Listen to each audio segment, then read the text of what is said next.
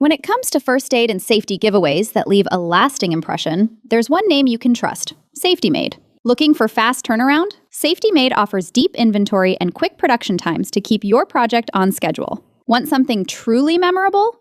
Customize any of our first aid kits to create a unique gift that showcases your brand.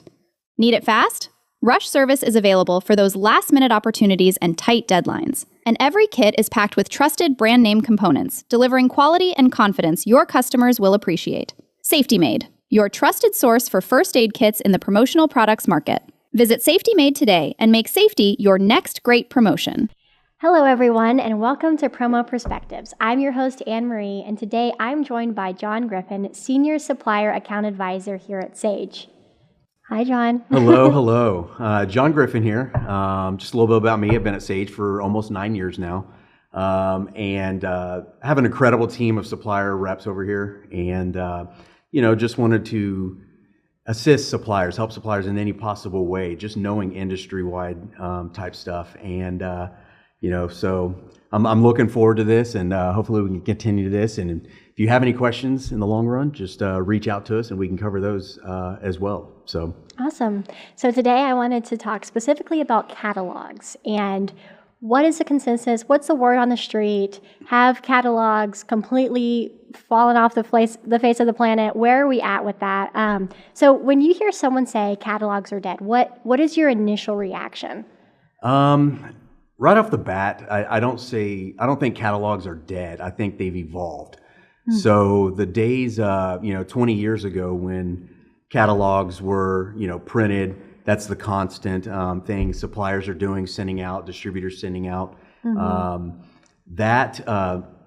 It's probably the 80-20 rule. It was probably 80% they're sending those out. Now it's kind of switched over to 80% digital type.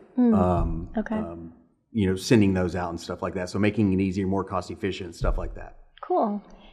So you would say that about 20% are still wanting that physical catalog to look at? Absolutely, yeah. So from aspects of that, like you go into a store, this may be more retail, but mm-hmm.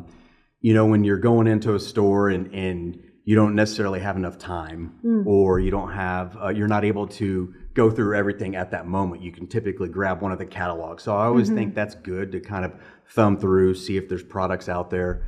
A lot of it, though, I think under the age of 40 now is probably more digitized. Mm-hmm.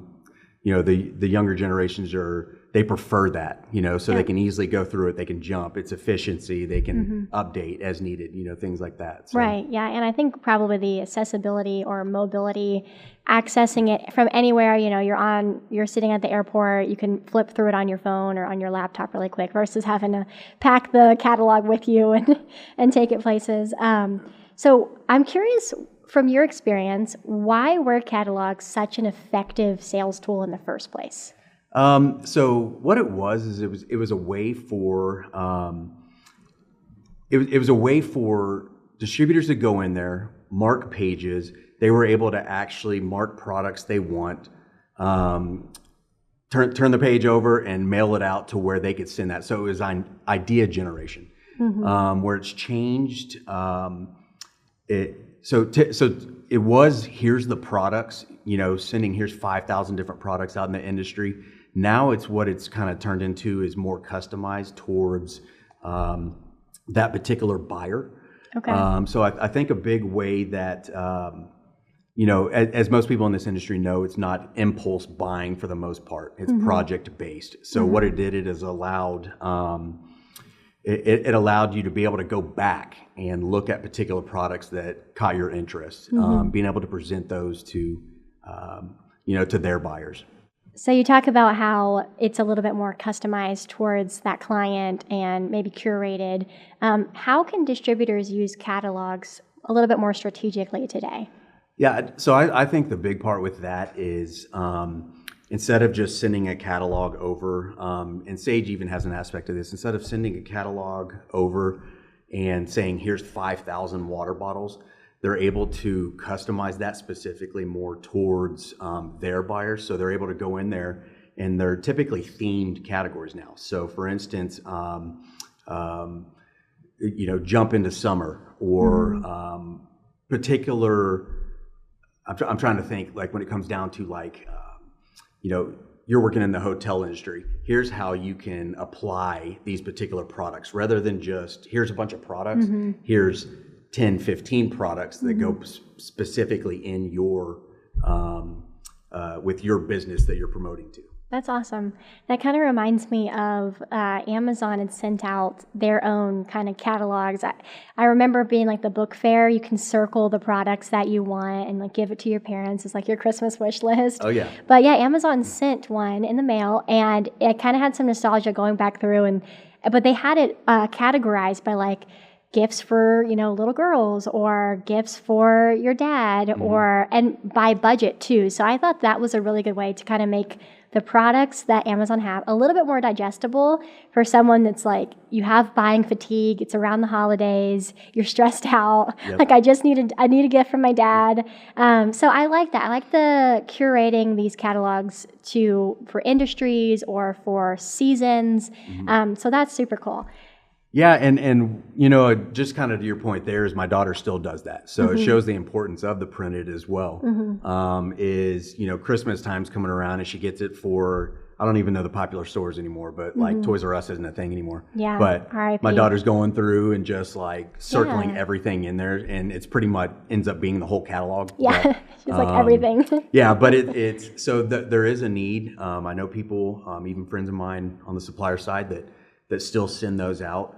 And so I think it does have its cause, and it's a great way to, the catalog sitting on your desk, and someone's just kind of looking over like, oh, let me go through this again, compared to the, just kind of forget if it's like a digital email, something like that. So they're both causes, is just leaning more towards the digital side now. Right. So.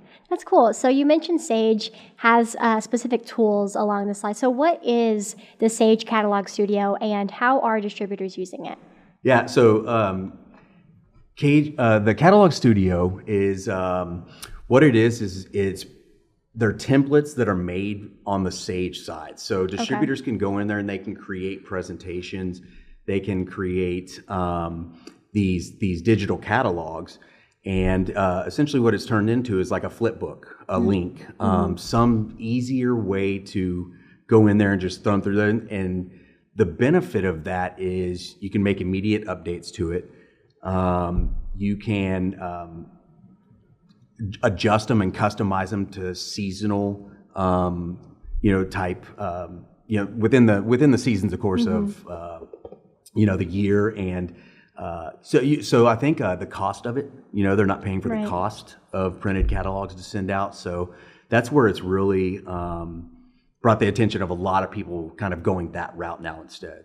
Yeah, totally. I think even just like you said, they can be changed immediately. I can't imagine, I'm on the marketing side of things. So honestly, some of this stuff is really insightful, but I can't imagine having a typo on the catalog and not being able to go and update that PDF like we do, so often today. Absolutely. So that is super crazy. So what are some of the other biggest advantages of creating these custom digital catalogs?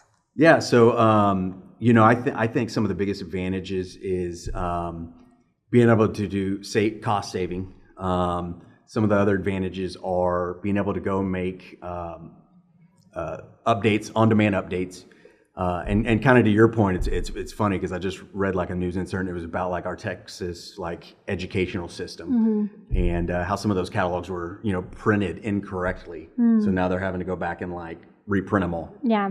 And so I can't even imagine, but. But yeah, I think you're able to personalize these more. You're able to break it down almost for the distributor side, like company store wise. Cool. So you're able to customize it towards specific buyers now, and so I think that's the what's drawing people to those is that they're so much more efficient.